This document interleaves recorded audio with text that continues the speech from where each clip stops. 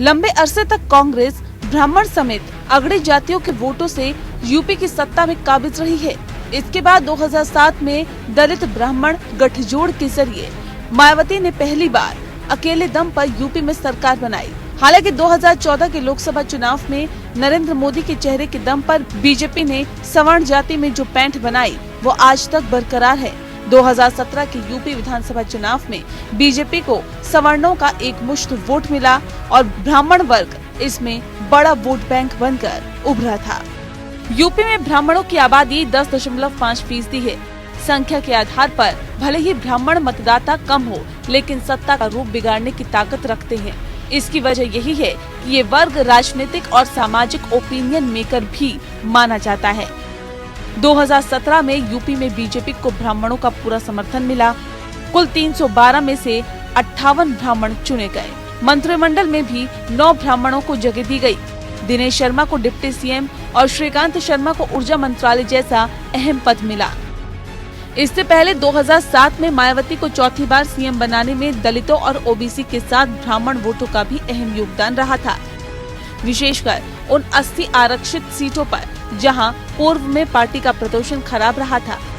BSP ने उस चुनाव में 207 सीटों पर जीत दर्ज की थी। आंकड़ों के अनुसार 2019 के लोकसभा चुनाव में यूपी में सिर्फ 6% ब्राह्मणों ने कांग्रेस को वोट दिया था, जबकि बीजेपी को 82% का समर्थन हासिल हुआ था। यूपी में 10.5% आबादी वाले ब्राह्मण पूर्वांचल में ज्यादा प्रभावी है। करीब 30 जिलों में उनकी अहम भूमिका होती है। ये डिसाइडिंग शिफ्टिंग वोट माना जाता है। 1989 के बाद यूपी में कोई ब्राह्मण सीएम नहीं बना है।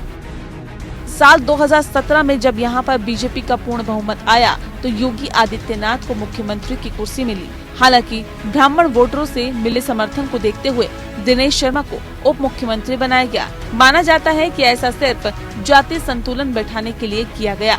अब सभी प्रमुख सियासी दल गैंगस्टर विकास दुबे के एनकाउंटर के बहाने ब्राह्मणों को अपने पाले में लाने की कवायद करते हुए दिख रहे हैं। लेकिन बीजेपी जितना आगे बढ़कर ब्राह्मणों को अपनी तरफ रखने का प्रयास कर सकती है, उतना कर पाना सपा, बीएसपी और कांग्रेस के लिए संभव नहीं है। बीजेपी ने राष्ट्रवाद और हिंदुत्व के नाम पर अपने बाकी वोट को जोड़े रखा है और इसकी वजह से उसके लिए हदों से बढ़कर ब्राह्मण हित में काम करना संभव हो पा रहा है, जबकि कांग्रेस, एसपी और बीएसपी को अपने कोर वोटर की भी चिंता सताती है। यही बात उन्हें एक सीमा से बढ़कर ब्राह्मण तुष्टीकरण करने से रोकती है। Bureau report.